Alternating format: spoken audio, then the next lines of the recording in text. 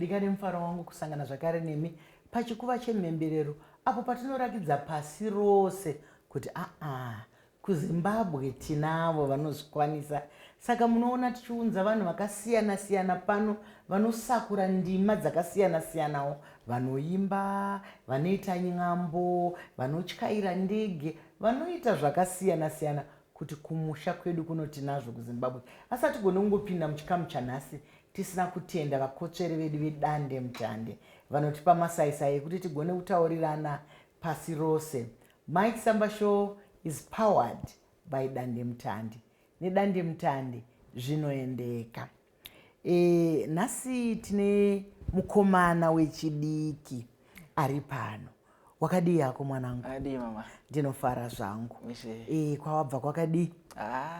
Wakakomborera kuripo. Kwakanaka naika. Kwakanaka, yes. Ndikati iwewe zvisume taura zita rako. Okay. Unonzani? Nondoziva kuti mazita anowanda. Mamwe ndeema nickname, mamwe ndeema friends, mamwe madunhurirwa, mamwe basa. Iwe unonzani? Inini ndinoitwa Kelvin Mangena from Govulawayo. Vakawanda vanonditi the Ndebele Prince. Yes. Saka tiri muumamboka kana tina prince makadiko changamire. Tinoremekedza kaumambo iwowo uyu. Basa rako rauri kuita rakanaka chaizvo. Ndikatarisa zera rako nebasa rako pamwe ndinombona kuti hausi mwana mudiki here, wakatanga wakaita sei, wakadi chimbondipa kanhoroondo kako kekumashure kuti zvakafamba sei kusvika wapa pastage kana kuti pachikuva. Yes. Inini ndakatanga zokuimba 2018. Zvakazotanga kuita serious now around 2020 kuti vanhu vatanga kuziva kuti kune mukomana ari kubva wayo padzaza nyatsosimba. So from 2020 ndo pandakabatwa nevamwe vangu kunongo vanga vachigara kuHarare. Ndo akazoita kuti zinyatsosimba kuti kune munhu anonzi Kelvin Mangena anoita zokuimba. Yes. Ndizvo zvaiwa tinozvitenda chaizvo. Regai pamukana unotitende shamwari dzakanaka.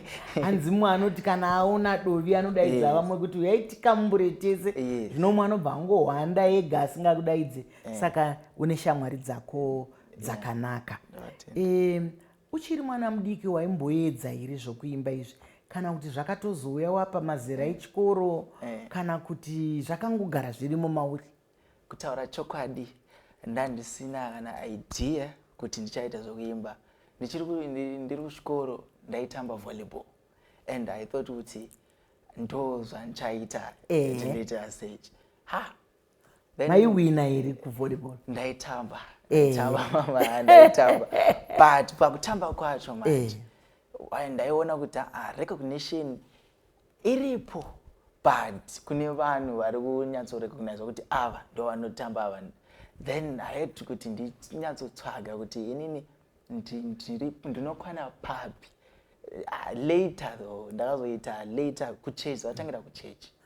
So tichiimba kuchechi macomments anozouya kuti song yawaimba iya yatibata. Then ndo pandakaona kuti okay, what if I try kuimba? Ndo pakazotangira.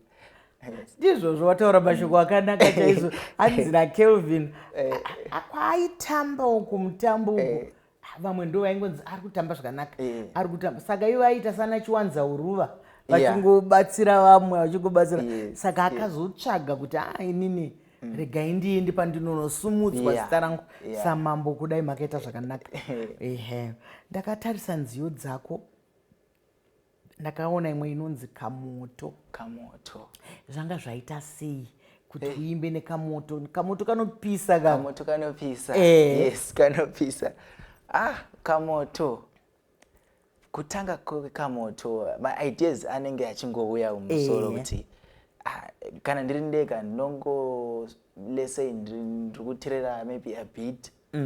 Ndinosanganisa maharmonies anenge achisvika ipapo. But then ndakati zvinhu zvinodiwa nevanhu izvo zvinogona kurelata nevanhu zvamanje manje, nekuti ndikati uyu munhu Kamoto vanogona kurelata. So I had kuti ndishepe my words apinde kuti munhu uyu Kamoto, kucomplimenta munhu kuti hai Kamoto. Andizvozvo nokuti kana munhu zvinokuza zvinopembedza munhu ukanzi uri Kamoto unobva waziva kuti unopisa. Nokuti Kamoto hagasike kungotamba nako hagasike kungosvikodyorera kudai so neruoko. Ndakaona uchiita nevamwe uchidini zviri nyore here kuti mushandidzane nevamwe. Ndiri kuona kuti unoshanda nevakomana unoshanda nevasikana une chikwata chako here yatingati band yako kana kuti unozvifambisa seiwe? For inini handisati ndane band, but God willing later ndichaita wangu. Saka kushandisana nevamwe ma-collaborations anobatsira cause from my side kwaBulawayo vanozonzwa Ndebele, kune vamwe vanozotadza kunzwisisa kuti ari kureva chii, vanozogona kunzwa kuti song iri kunakidza but kuti ari kuti chii. So ndikatsvaga vamwe vanozonyatso aligna vo explain vo complimenta zvandiri kutaura, then vanhu vazonzwisisa kuti okay song iri kuenda uko. So ma collaborations anobatsira zvikuru kuti tinonyatso unite vanhu vakawanda vanzwisise zvatinenge tichiimba. Ndakazviona panziyo dzako dzakawanda kuti nokuti yese mitauro yedu yakakosha. Chindeveri mutauro wakasimba chaizvo, mutauro wedu Shona mutauro wedu, Chikalanga, Chivenda, isusu tine mitauro 16. Saka isarura ude unongotaura unoda chero uri mukati imomo me16. Saka ndakaona kuti iwewe uri muimbi ane hanya nekuti ukatsvaga mumwe achiimba neShona, iwewe uri apa uchiimba neNdebele, pamberi apa ndoziva kuti pamwe uchatsvaga mumwe anenge achiimba kana neVenda, kuti munhu wese anyatsopinda. Ndo vaimbi vatinoda kavo. Asi tinoona kuti kana muchimba nziyo dzako dzakasiyana, atingati machuni, panapa waita imwe chuni, panapa waita, zvinouya sei zvekuti nziyo dzako, nokuti kare kwaita vamwe vanhu vamunoti kana achiimba munongovhuzira kunge ari kuimba rwiyo rwaakamboimba papa. Dzako dzese dzandakateerera dzakasiyana, unozvisiyanisa sei? Inini ndinofarira ma-experiments. So pakufarira ma-experiments ndinotarisa kuti vanhu at this time and moment vari kufarira chii. So ndikanzwa kuti okay kune vanhu vehip hop and ndavasiya, ndinotsvaga a song inopinda pahip hop ipapo, ndinotsvaga a song inopinda pasungura, now ndogadzira something chiri sungura, manje vachainzwa so kuti okay mukwana ari kunyatsoita sei. Ndinofarira ende Kelvin akabatana wakuenda kusungura uko. Saka iwewe hauimbi mutoo umwe chete, musambo umwe chete, unobatanidza misambo yako. Wati wapa zita iri misambo yakawanda wanda yako, tingati Kelvin anoimba chii kana toti Kelvin anoimba zvese here? Tingangoti Mangena musiye anouya nezvaanouya nazvo ndizvo at the moment. Aiwa, Mangena musiye yakadaro vatariri nevateereri ari kutsvaga zvinokufadzai nese apo neapo. Ndakatarisa imwe zvakare ndikaona kuti hanzi zvakanaka, asi karemix kaka wina naDelroy. Delroy. So zvakanaka, I have a friend of mine anonzi Shane.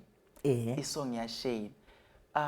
So Shane paakatanga kuwana idea yesong akandifonera akati Mangena ndine something, and mawords akakati ndine song Mangena trust me icha peace. Shane atanga because anosenda my ideas akawandisa munhu anonyora. So akachinditumira zvakanaka, it's a gospel song ichipinda iri kusanganisa zvese so achindisenderana ndakati right ari kurevesa and anga achitaura kuti Mwari zvaatiitira zvinooneka kuti aiwa zvakanaka kuti tive panapa ndiMwari and tiri kuzviona kuti aiwa Mwari zvakanaka ari kuita zvakanaka palife ndizvozvo chaizvo uye munozoenderera iri mberi muchitaura kuti kana Mwari vati hongu, kana Mwari ati hongu and hapana anozoramba. vanhu kana vachiteerera nziyo dzakadaro iwe handiti zviso zvevanhu face dzevanhu dzinokurakidza kana ukataura nevanhu so unonyatsoona kuti aya vanhu vafarira rwiyo kana kuti vakatokodzera kana kuti havasi kurevesa. Iwe kana rwiyo rwakadaro ruchiimbwa unoonei muvanhu vaunenge uchiimbira? Kutaura chokwadi vanhu izvezvi for that song ndo yakaita kuti zita riite kusimuka because vanhu vari kuirelata nayo and iri kunyatsotaura mupenyu pevanhu saka panenge ikutisimudzira. Ndizvozvo chaizvo vadikani.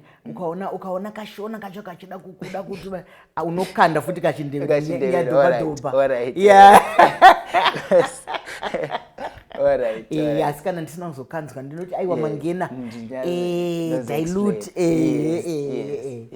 Vadikani ari kutaura mukomana kuti chokwadi kana vanhu vachinge vachiziva kuti pane mumwe munhu wekuti kana ati hongu kunyange ukavenga kani kunyange ukapopota kunyange hazvisununguke zvaMwari. Saka fadzwai namangena achikutaurirai chokwadi kuti zvaMwari zvinotogonekwa naMwari. Saka tinofanira kuti tizviteedzere izvozvo.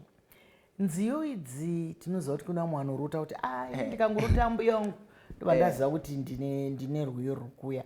Ndikarota sekuru kana kuti ndakakotsira ndade iwo zvako zvinomboya kuhope here kana kuti zvinhu zvaunototi watarisa mugwagwa kuti sekutaura kwawamboita kuti ndinotarisa zviri kufamba, ndiri kutarisa zviri kuona vanhu ndozvandinoshandisa kuvadzosera ndichivafadza. Iwe kunyaya yekuhope uku uriko here Mangena? Kutaura chokwadi pahope apa ndinge ndichinyepa mama kuti handirotese zangu ndinonyora ndikanyora then ndinotarisa kuti music handikagone kuti ndinyatso explain because at times inongouya so and then I have kuti nditsvage mawords anopinda nemaharmonies anenge ndagadzira ipapo. Inongouya at times feeling anenge ndiri kana ndiri happy music inongouya and then I have to write pamusoro ipapo because ndotanga mahymns and then I have kutsvaka mawords anopinda ipapo kuti zvispice up vanhu vanzwe kuti okay munhu anonyora music iri kunzwika yekuti aiwa ari kuimba. It's a talent guy. Italent chipo chikuru chaizvo chinobva kuna Mwari nokuti munhu wese haungangoti wakagara uchatanga unzwa rwiyo wobva wazodi. Vadikani ndo atinoti matarende asi ngatigashirei kusiyana kwematarende edu nai. Vamwe vane matarende ekurima, vamwe vane ekuimba, vamwe vane ekutamba, vamwe vane munhu nemunhu. Asi chokwadi cheupenyu ndechekuti hapana asina zvake, hapana akauya asina chaakabata. Chinongodiwa chete kuti chitarisa kuti iwe wakabatei, uri kuita sei. Tiri kufambira mberi nenziyo dzako. Ndiri kuona zvakare unana Chill Master wakaimba kachindevere kakandinakidza sereke. Nyavuma. Waibvumei ipapo? Ndaivhuma kuti kune vanhu vari murudo and ndiri kuti munhu kuti ave nemunhu wake anenge abvuma kuti haiwa uyu akatsikira inini. Nyavuma kuti hai umutana womuntu muhle and ndewangu uyu, ndizvozvo nyavuma ari meant for me ndega. Ndiri kubvuma ndiri kuti kugutsikana nyavuma ndezvauri. Ndizvozvo chaizvo ari kubva aenderera mberi kachiti achichekererwa kachechereni akanyatsoumbwa zvakanaka akadini. Asi izvozvo iwe semunhu anoita basa rekutaura nevanhu nokuimba nevanhu wataura kuti apa unonyatsonzwa dzimwe nguva kuti uyu munhu wangu uyu munhu wangu zviri kuvaviri era kuti vanhu ivava vaviri iwo paunenge uchiti uyu munhu wangu iye wacho wauri kuti munhu wako ndozvaanenge achinzwawo here kuti uyu munhu wangu handina hanzi panoda mari chaizvo cause unogona kuzviudza kuti apa ndo pangu apa and then mumwe ari somewhere haasi kufambiridzana newe saka pari tricky and tikufanira kuzvinamatira kuti Mwari atipe vanhu vari same like minded sesu kuti if ndikati ndinovhuma newe chivhuma neni because tikuona kuti mazuva ano arikuita sei mazuva ano mazuva ano pari risky you can have someone asi ane vamwe mukuwanaka saka vamwe vanodei manje kana mati muri murudo akutoita laini rekunge vanhu vanoda kunovhota pakuda mari pakuda wisdom asi iwo pakuona kwako vanonyanyoita izvozvo vasikana here kana kuti vakomana zvaizvezi kuri kwese zviri kwese it's more like a pandemic kuti vanhu ipressure iri kuiswa munhu vari kuisana mapressure and vakawanda izvezvi tikutadza kuaccepta kuti isusu ndozvatiri ndozvatinazvo izvi ndozvandinazvo izi so ukatarisa the other person unoona kuti okay mumwe ari kuita so saka kuti neni ndifanane naye I have to do zvari kuita ndo pari kukanganisa zvinhu zvakawanda wanyatsorova dede nemukanwa wanyatsotaura chokwadi mangena wadi watarire nevateereri ari kutaura kuti tiri kuzvimanika tiri kuzviisa matakakokonyara matisingagone kana kutambanuka nekuti tinoda kufanana neuyo neuyo pano dzidziso iri pano ndeyekuti iwe ndiwe ini ndini asi ari kutaura chikomana murwiyo make kuti aiwaka dai Mwari vatipa kuti munhu wandiri kuda uyuka andidewo sezvandiri kuita nekuti hazvikodzereka kuti iwe uri kuperera uri kutorara kudai hope hadzisi kuya uri kufunga mumwe munhu asi utombofunga saka wataura kuti riski kuri riski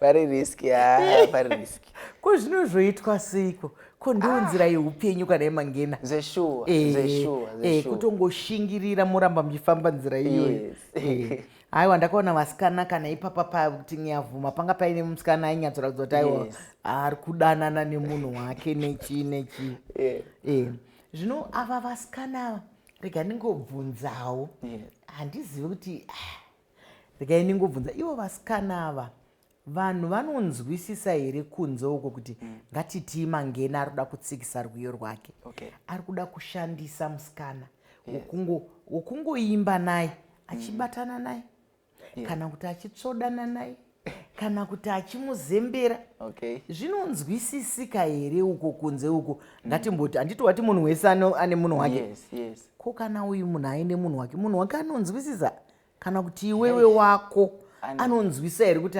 vangobatana zvavo nekuti vanga vachiita zvekuimba kutaura chokwadi pabasa saka munhu nemunhu ane maexplainero ake kana achiudza munhu wake kuti honai kana ndiri kubasa ndiri kuita zvebasa zvinoitika ikoko yes kune maboundaries hatisazofure tikukumira apa mukaona ndakuendara uko umine kuti pari kuitika zvisiri izvo so munhu nemunhu anoexplaina kune someone yake and vosvika paunderstanding kuti aiwa pabasa and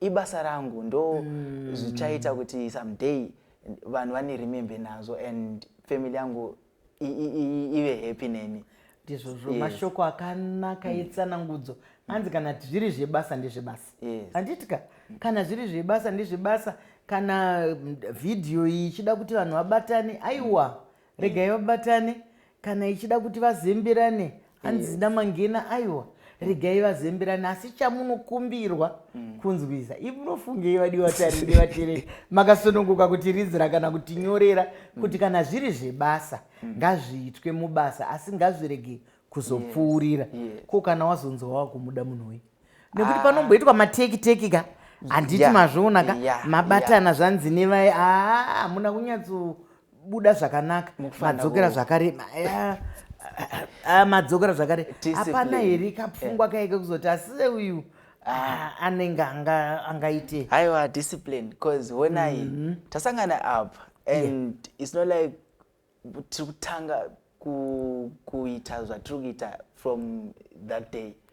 I'm sure kune vamwe vanhu anenge achiita the same saka discipline ndofanira kukosha uzwisise kuti urwendo saka you have to be disciplined osiya mashoko makukutu echenjedzo ari kutaura kuti kuzvibata kuzvibata munoziva kana wakazvibata uri munhu akazvibata unogona kukomberedzwa nembavha iwe urega kuba unogona kukomberedzwa nevanhu vane hunhu husina kunaka asi iwe ugoramba uine hunhu hwakanaka idzidziso ndizvo saka ndichiti nziyo dzenyu idzi hatidzidze rwiyo chete tinodzidza kana mashandiro enyu saka kutsanangura kwauri kuita ikoko nekuona zviri kuva zvatirakidza kuti oya ibasa ehe vanhu vanofanira kuti vanzwisise kuti ibasa kuimba uku munhu angamire here kuti ibasa nekuti kare vanhu ndoziva ndogara ndichitaura mubvunzo kare vanhu vaitarisira pasi nyaya yekuimba kuti vakomana vemabhendi ava asi ungati kudii iye zvino tiri kuona kuti rabasa rechokwadi kuti dzimwe nguva unotoona baba namai vari kuimba dzimwe nguva utoona mhuri iri kuimba iwe ungati kudii kune vanhu vaiva vachine pfungwa dziya kare agari ari kare ka kutaura chokwadi zvinhu zvinochinja and time iri kuchinja and mukaona vanhu tikatarisa izvezvi vanhu vane zvinhu zvavo vari kuita zvemaoko vaimbi vari kutamba bhora ndo vari kuwana chaizvo saka I'm not saying kuti chikoro aiwa chinobatsira yes chakakosha zvisingaiti because madeals kuti uzosaina madeals you have to be uve neintelligence iya yekuti okay zvandiri kupinda apa ndizvo here macontracts aya ndiwo here saka mind iyoyo ngaibve kuvanhu because mari dzakawandisa kuadzuku uchandidzisawo kuimba ndonokuya kune mari vadikani hapana basa rakashoreka pasi pano hapana basa chero muchinge muchisa mwoyo wenyu ipapo nendangariro dzenyu muchiita nemwoyo unoda hanzi ndima yese inoshandika asi usati wapedza uchazondiimbira kuti ndigoziva kuti aiwa Kevin anga ari pano ndine mibvunzo yangu miviri yandinobvunza nguva dzakawanda ndoziva kuti ndine manhinga ako makawanda ana achida kuti titaure asi pamusoro pekuti aiwaka tinoda kuti kana chatinenge tataura chitipe dzidziso nechikonzero ndinowanzobvunza kuti iwe unofungei nenyaya yesocial media